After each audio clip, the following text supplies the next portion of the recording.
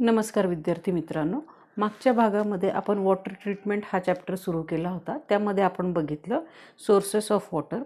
There are different sources of water: rain water, surface water, ground water.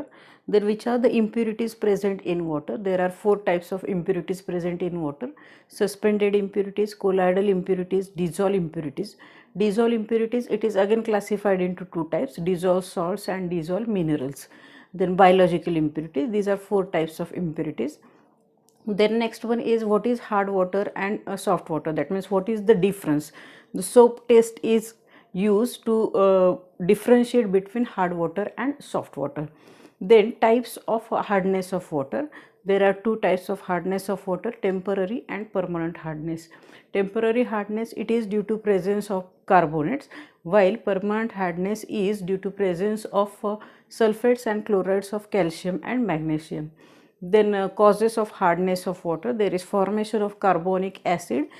When carbon dioxide in atmosphere mixed with water, then that water becomes acidic, and salts on the rocks, soil, they dissolve in that water and water becomes hard. These are the causes of hardness of water.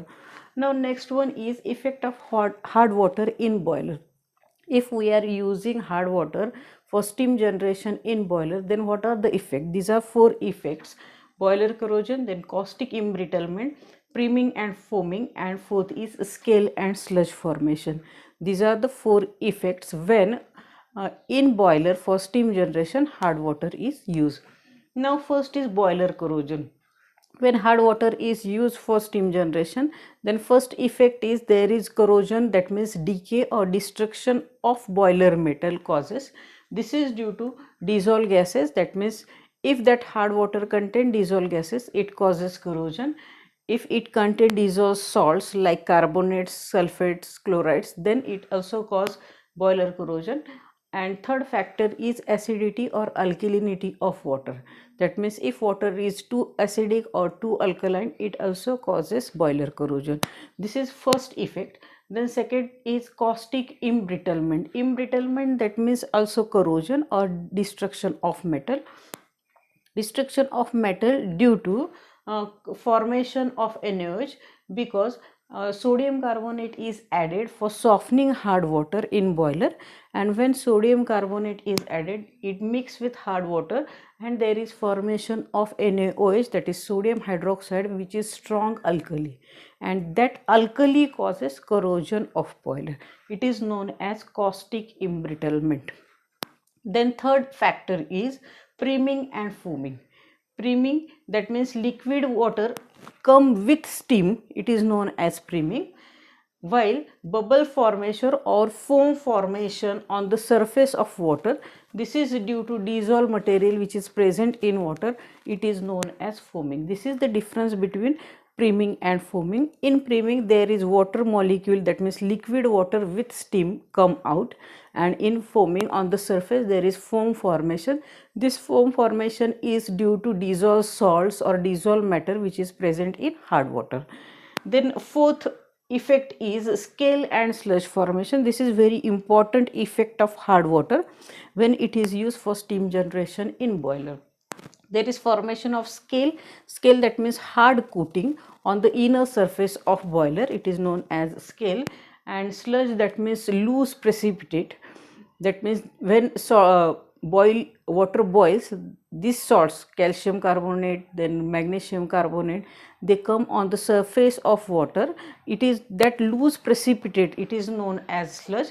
After some time, that loose precipitate deposit on the inner side of that boiler and forms scale, hard scale, it is known as scale. This is the difference between scale and sludge formation. Now we will see scale and sludge formation, how it is formed, and then let us see what are the disadvantages of scale and sludge formation. Scale, that means hard coating, and sludge, that means loose precipitate. This loose precipitate and hard scale, it is formed in boiler during steam generation. Then what are the disadvantages? Disadvantages are: first is wastage of fuel, then lowering safety of boiler, then danger of explosion, then decrease in efficiency of boiler, and last one is shortening the life of boiler. Let us see one by one. Wastage of fuel scales, these are the hard and they are poor conductor of heat. Therefore, for steam generation more heat is necessary, and therefore wastage of fuel is there. Wastage of fuel, wastage of time is also there due to scale formation. Then lowering safety of boiler. If scales are formed, then boiler is overheated. Due to overheating, the material of boiler becomes soft, and this decreases safety of boiler. Then third one is danger of explosion. These scales cracks due to uneven expansion, and that boiled water come directly in contact with boiler material, and it causes danger of explosion. Then decrease in efficiency of boiler. Scales deposit in the walls of boiler, and it decreases the efficiency of boiler. Then shortening the life of boiler. When water, that means boiled water or steam, it is come in contact with iron, that means boiler material is made up of iron, then there is evolution of hydrogen gas, and this hydrogen gas causes corrosion of boiler material, and therefore life of boiler decreases. These are the disadvantages of scale and sludge formation in boiler during steam formation. Now let us see how to remove. Now let us see how to remove scales or sludge. First method is by using scraper, knife, blade or wire brush. If they are loose, then second method is thermal shocks. Alternate cooling and heating, it is known as thermal shocks. If scale is brittle, then this method is used.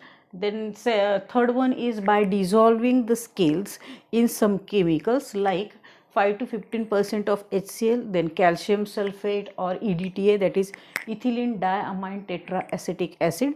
These solutions are, or these chemicals are used to dissolve the scales. Then fourth method is blow down operation.